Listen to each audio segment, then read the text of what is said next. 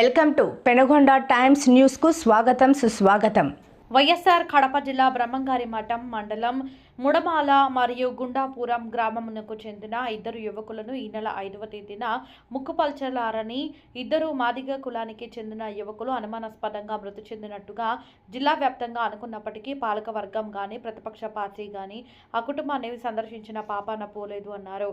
Police వ్యవస్థ కూడా చంపిన వారిపైన నామమాత్రపు కేసు ఫైల్ చేసి కేసు తప్పుదోవ పట్టిస్తున్నారు అని ఆయన ఎద్దేవా చేశారు. నిన్న కాశీనాయన మండలం కందుల దిలీప్ అనే యువకుడు పైన ప్రేమ అనే అనుమానంతో దిలీప్ చేతనే పెట్రోల్ తెప్పించుకొని ఆ పెట్రోలే దిలీప్ పైన పోసి నిప్పంటించారు. ఇలాంటి సంఘటనలు రాష్ట్రంలో ఎక్కువైపోతున్నాయని ఇప్పటికైనా పోలీసు యంత్రాంగం చర్య తీసుకొని నిందితులపైన కఠినమైన చర్యలు తీసుకొని బాధితులకు న్యాయం చేస్తారని ఆశిస్తూ, లేని పక్షంలో ఏపీ ఎంఆర్పీఎస్ ఆధ్వర్యంలో పెద్ద ఎత్తున ధర్నాలు నిర్వహిస్తామని ఆయన అన్నారు. ఉండబడే మాదిగ సంఘాలు కోరుమామిళ్ళ హెడ్ క్వార్టర్కి చేరుకోవటం అనేది జరిగింది. ఎంఆర్పిఎస్ వ్యవస్థాపక అధ్యక్షులు ఉసురుపాటి బ్రహ్మయ్య మాదిగ, దళిత సమైక్య అధ్యక్షులు ఎల్లయ్య మాదిగ, ఏపీ ఎంఆర్పిఎస్ రాష్ట్ర అధ్యక్షులు నా పేరు పోగు వెంకటేశ్వరరావు మాదిగ. ఈరోజు మేము ఇక్కడకు వచ్చిన ముఖ్య ఉద్దేశం, ఫిబ్రవరి 5వ తేదీన మడుమాల ఓబులేసు, గుండాపురానికి చెందిన సతీషు, గంగుపల్లి కందుల దిలీప్, గంగనపల్లి ఈ ప్రాంతాలకు చెందినటువంటి మాదిగ వ్యక్తులని ప్రేమ వ్యవహారంలో వీళ్ళెవరినో ప్రేమించారని, ఆ ప్రేమించినటువంటి వ్యక్తులు ఎవరైతే అవతల వాళ్ళు ఉన్నారో ఆడపిల్లల తాలూకా వాళ్ళు వీళ్ళని చంపేయడం జరిగిందనేది అన్ని పత్రికల్లో రావటం అనేది జరిగింది. ఈ జిల్లాలో అనేక చోట్ల ఇప్పటికే నిన్నగాక మొన్న మరి దిలీప్ అనే ఒక కుర్రాడిని ఒక అమ్మాయిని ప్రేమించాడనే ఒక చిన్న అనుమానం కారణంతో అతన్ని అతనితో రప్పించి అతన్నే పెట్రోల్ పోసి తగలబెట్టడం ఏదైతే ఉందో అత్యంత దారుణమైంది, కిరాతకమైంది. ఇటువంటి వాళ్ళు మానవ సమాజంలో, సభ్య సమాజంలో తిరగడానికి కూడా అనర్హులు. ఇలాంటి రాక్షసి సంతానానికి సంబంధించినటువంటి ఈ దోషుల్ని ప్రభుత్వం వెంటనే చర్యలు తీసుకొని తక్షణమే వాళ్ళని అరెస్టు చేసి వాళ్ళకి కఠిన శిక్షలు విధించాలని సందర్భంగా మాదిగ సంఘాలుగా మేము ఈ సందర్భంగా కోరుతా ఉన్నాం. ఇప్పుడు ఆ గ్రామాల తల్లిదండ్రుల్ని పరామర్శించడానికి వెళ్ళి వాస్తవమైన విషయాలు తెలుసుకొని మరింత ప్రభుత్వం దృష్టికి తీసుకొచ్చి పోలీసు యంత్రాంగం అనేక విషయాల్లో ఎంతో స్పీడ్గా స్పందించే పోలీసు యంత్రాంగం, ఇంకా మాకు అనుమానాలు ఉన్నాయి, ఎంక్వైరీ చేస్తున్నాం, చేసిన తర్వాత నిర్ధారణ చేసినాకే అరెస్ట్ చేస్తామని పోలీసులు చెప్పడాన్ని కూడా మేము తీవ్రంగా ఖండిస్తూ ఉన్నాం. ఎందుకనంటే 24 గంటల్లో అనేక సమస్యల్ని వెంటనే వాళ్ళు వెలుగులోకి తీసుకొచ్చే పోలీసు యంత్రాంగం మాదిగల పట్ల ఎందుకు వివక్షత చూపిస్తుంది, ఎందుకు నిర్లక్ష్యంగా ఉంది, ఎందుకు ఇంకా ఎంక్వైరీ పేరుతో కాలయాపనం చేస్తుంది అనే విషయంలో కూడా దోషుల విషయంలో సీరియస్గా లేకపోవడం అంటే మాదిగలంటే ఈ రాష్ట్రంలో ఒక చిన్న చూపు అనేది అర్థమవుతా ఉంది. వైఎస్ జగన్ ప్రభుత్వంలో మాదిగల మీద దాడులు జరిగాయని, చంద్రబాబు ప్రభుత్వంలోనైనా వాటిని అరికడతారని ఆశిస్తే ఇప్పుడు ఇక్కడ కూడా జరుగుతూనే ఉన్నాయి. కాబట్టి ప్రతిరోజు రాయలసీమ జిల్లాలలో మాదిగల భూములు అన్యాక్రాంతం అవుతున్నాయి. మాదిగల మీద ఏదో ఒక కారణంతో వివక్షత చూపిస్తూ ప్రేమ పేరుతో కానీ మరొక పేరుతో కానీ మా వాళ్ళని హత్యలు చేయడం ఏదైతే ఉందో, ఖచ్చితంగా దోషులను శిక్షించకపోతే రాష్ట్ర వ్యాప్తంగా ఆందోళన చేయడానికి సిద్ధపడే ఇక్కడికి రావటం అనేది జరిగింది. కర్నూలు జిల్లాలో ఇప్పటికే దాదాపుగా 4-5 పైనే అక్కడ చంపబడటం అనేది జరిగింది. అక్కడ మరి ఎంఆర్పిఎస్కి సంబంధించినటువంటి ఒక వ్యక్తి రమేష్ అనే ఒక సీనియర్ లీడరు, సీరియస్నెస్ కలిగిన లీడర్ని అక్కడ కొంతమంది ట్రాక్టర్తో తొక్కించి చంపడం అనేది జరిగింది. ఇటువంటి మారణ హోమం జరుగుతుంటే రాష్ట్ర ప్రభుత్వం ఏం చేస్తుంది, ఏం చూస్తుందని మేము అడుగుతా ఉన్నాం. కాబట్టి ఈ రోజున మేము అడుగుతున్నది ఒకటే, అగ్ర కులాలకు ఒక నీతి, మాకు ఒక నీతి కాదు. అగ్ర కులాలైనా దోషులే, వాళ్ళని కఠినంగా శిక్షించాలి. పోలీసు యంత్రాంగం ఇప్పటి నుంచైనా త్వరితగతంగా పూర్తి చేయాల్సిన బాధ్యత వాళ్ళకు ఉంది.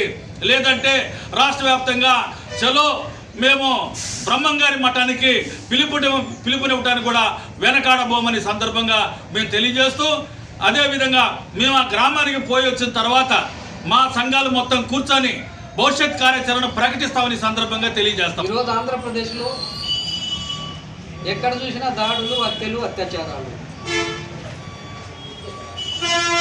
ఎక్కువగా ఎస్సీల మీద, దళితుల మీదనే జరుగుతున్నాయి. గతము కంటే ఎక్కువగా జరుగుతున్నాయి. కారణం ఏంటంటే ఎస్సీ ఎస్టీ చట్టాన్ని నిర్వీర్యం చేశారు. ఎస్సీ ఎస్టీ చట్టం ఎప్పుడైతే నిర్వీర్యమైందో దాడులు, హత్యలు, అత్యాచారాలు ఎక్కువైనాయి. ఇంతకుముందు గతంలో కులం పేరుతో దూషిస్తేనే రిమాండ్కు పోతున్నటువంటి ఈ చట్టం ఈరోజు నీరు గారిపోయింది. జైలుకు పోయే పరిస్థితి లేదు అని చెప్పేసి ఎవరు భయపడడం లేదు. ఈ చట్టం పోలీసులు నీరు గారుస్తున్నారని చెప్పేసి నేను ఈ ప్రెస్ మీట్ ముఖంగా నేను తెలియజేస్తున్నా. ఎందుకంటే ఇది సుప్రీంకోర్టు అమెండ్మెంట్. సుప్రీంకోర్టు అమెండ్మెంట్లో ఎస్సీ ఎస్టీ చట్టం ప్రస్తావన ఎక్కడా లేదు. బెయిల్ ఇవ్వమని ఎక్కడా లేదు. ఎస్సీ ఎస్టీ కేసులలో బెయిల్ ఇవ్వమని ఎక్కడా లేదు అమెండ్మెంట్. అది అమెండ్మెంట్ ఏం చెప్తానంటే కాగ్నిజబుల్, నాన్ కాగ్నిజబుల్ అంటే 7 సంవత్సరాలు శిక్ష, అంతకంటే మించి శిక్ష పడే దాంట్లకి రిమాండ్ పెట్టమన్నది. ఆ సెక్షన్లకి 7 సంవత్సరాలు యువతల శిక్ష పడే వాటికి స్టేషన్ బెయిల్ ఇవ్వమని చెప్తా ఉంది. కానీ ఆ అమెండ్మెంట్లో ఎస్సీ ఎస్టీ చట్టాన్ని కూడా తోస్తున్నారు పోలీసులు. ఆ అమెండ్మెంట్లో, సుప్రీంకోర్టు అమెండ్మెంట్లో ఎస్సీ ఎస్టీ చట్టం సవరణ జరిగిందన్న విషయం కానీ ఇంకోటి కానీ ఎక్కడా లేదు. ఎస్సీ ఎస్టీ చట్టంలో 438 సెక్షన్ ఏం చెప్తా ఉంది, సుప్రీంకోర్టుకు కూడా ముందస్తు బెయిల్ ఇచ్చే అధికారం లేదు అని 438 చెప్తా ఉంది ఎస్సీ ఎస్టీ చట్టంలోని సెక్షన్. మరి ఈ సెక్షన్ ఏమన్నా సవరణ జరిగిందా? జరగల. మరి ఎందుకు స్టేషన్ బెయిల్ ఇస్తున్నారు? ఇది తీవ్ర అన్యాయం జరుగుతూ ఉంది ఎస్సీ ఎస్టీల పట్ల. ఈ చట్టం మీద ఇప్పటికైనా కూడా ప్రభుత్వం కూడా వెంటనే స్పందించి ఈ చట్టం కింద నమోదైన కేసులకు బెయిల్ ఇవ్వద్దని చెప్పేసి మేము ప్రజా సంఘాలుగా డిమాండ్ చేస్తున్నాం. మరి ఇకపోతే బ్రహ్మంగారి మఠం పోలీస్ స్టేషన్ 14/2026 ఎఫ్ఐఆర్ నంబర్ గురించి మేము 2 మాటలు మాట్లాడాలనుకున్నాం. అక్కడ సతీషు, ఓబులేసు మరణాలు అనుమానాలకు రేపిస్తున్నాయి. ఎందుకంటే 18 ఏళ్ళ యువకుడు, 20 ఏళ్ళ యువకులు వాళ్లకు సూసైడ్ చేసుకొని చనిపోవాల్సినటువంటి అవసరం ఉండదు. పోనీ ప్రమాదవశాత్తు కాలువలో పడి చనిపోయినారా అని అంటే అది కూడా అక్కడ లేదు. కేవలం కాలువలో మోకాళ్ళ లోతు నీళ్ళే ఉన్నాయి. మోకాళ్ళ లోతు నీళ్ళలో మనిషి చనిపోయే అవకాశమే లేదు. ఈ పరిణామాలన్నీ పరిశీలన చేస్తే, ఈ పరిణామాలన్నీ ఆలోచన చేస్తే అవి హత్యలుగానే మేము అనుమానాలు మాకు ఉన్నాయి. కాబట్టి ఇప్పటికైనా పోలీసు యంత్రాంగం ఆ కేసు విషయం పైన స్పీడుగా సమగ్రమైన విచారణ జరిపితే వాస్తవాలు బయటకు వస్తాయి. ఈ వాస్తవాల కోసమే ఈ జిల్లాలో 10 రోజులుగా ప్రజా సంఘాలు పోరాడుతున్నాయి. మరి ఇంతవరకు పోలీస్ యంత్రాంగం నిమ్మకు నీరెత్తినట్టు ఉంటుంది. కాబట్టి వెంటనే పరిష్కారం చేయాలా, బహిర్గతం చేయాలా. ఇవి పరువు హత్యలే అని చెప్పేసి మేము తెలియజేస్తున్నాం. మరి గంగనపల్లిలో జరిగిన ప్రదీప్ హత్య కూడా అది హత్య ప్రయత్నం కూడా పరువుదే.